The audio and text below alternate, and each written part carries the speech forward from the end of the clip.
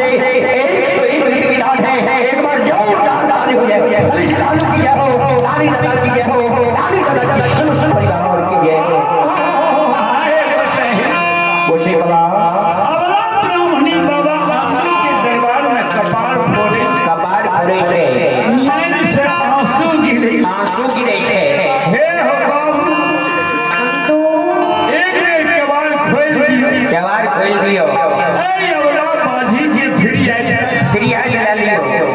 आहा हे धर्मराज ए धर्मराज बाबा बंधु कहल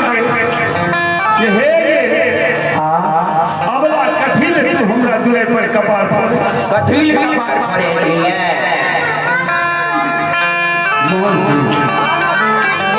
मानो सिंह हरिपुर के निवासी भगवान के दरबार में 50 को जगह गए थे। मानो सिंह के माँ दुर्गा खूब मन के ललसा पूरा हम के विमल बना बाल बच्चा से जय हो हे अबला तोरा छठी रात में ब्रह्मा जी पुत पुत्री नहीं लिखल छ ये हमरा दुएर में कथिल कपार भरे छ तोहर फिर याद हमरा से नहीं तो चल जा अबला ब्राह्मणी बाबा बंधु के नाम सुन के घर के हो बाबा आयु बजिया तोहर नाम ने हम सुन लियो ये जाइए बन बंधु बनियाल के लागले ये दिन मगमा में सभा लगावे छे भगत है नाम ध्यान करता बजाबै सब रसिया के डाली के सुसाद लगावे छे अधरा कहे दैया कोढ़िया के तैयार छे निर्धन के धन दैया बहिरा के कान दै छे अब बाजी की कूद दैया मरछनी के कोई दै छे हां हे हो बाबा ये अंधो अपने के नाम सुन के हम डाली शायद अपने के दिल में हम डाली में ये माली बाबा ये अंधो पंजाब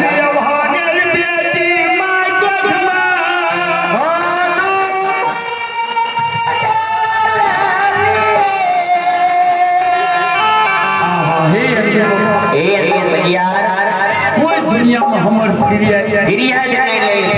हमर फिरिया ले लियो यदि हमर फिरिया नहीं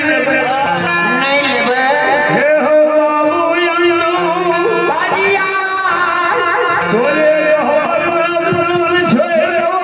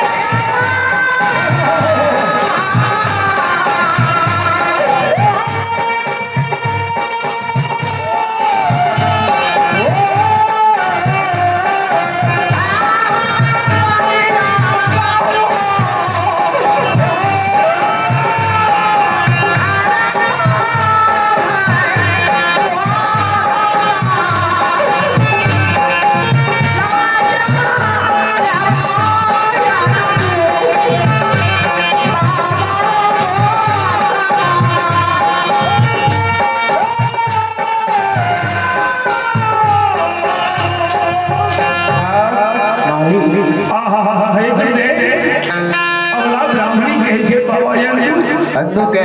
कहवन में हम कपार फोड़ के मर जेबे अब ब्राह्मणी बोध लगा जाब अबला ब्राह्मणी के शिव सुन के बाबा बंधु पजिया चल के हे अबला तोरा छठी रात में ब्रह्मा जी पुत्र पुत्री नहीं लिखल कोई हम कते से जा घूर के चल जा तू अपना भवन के ये अबला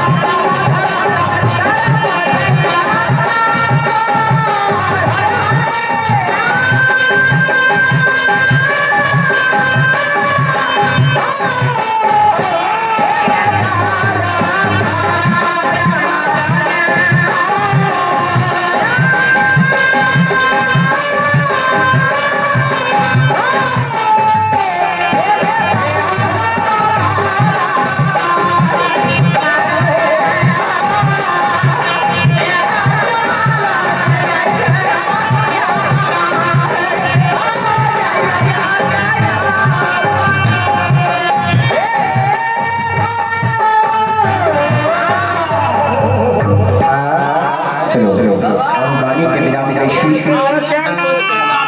अब आरतीयों के सुविधा करेंगे। आयर कुमार शेरवार के निवासी भगवान के खतर में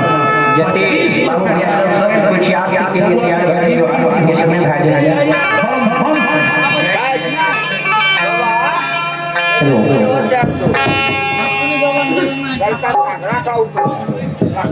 छोड़ दो नहीं आप साइकिल ले सर